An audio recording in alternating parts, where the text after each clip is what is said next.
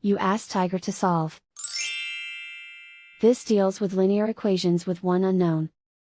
The final result is q equals 2. Let's solve it step by step. Group all q terms on the left side of the equation.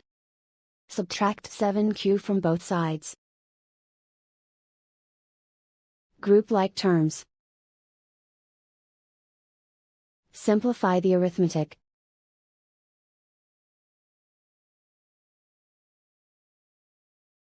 Group all constants on the right side of the equation. Subtract 10 from both sides. Simplify the arithmetic.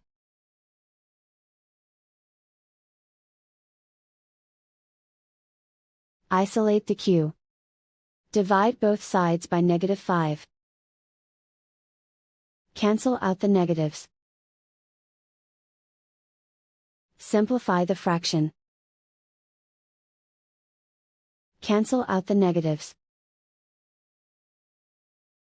Find the greatest common factor of the numerator and denominator. Factor out and cancel the greatest common factor. And so the final result is q equals 2.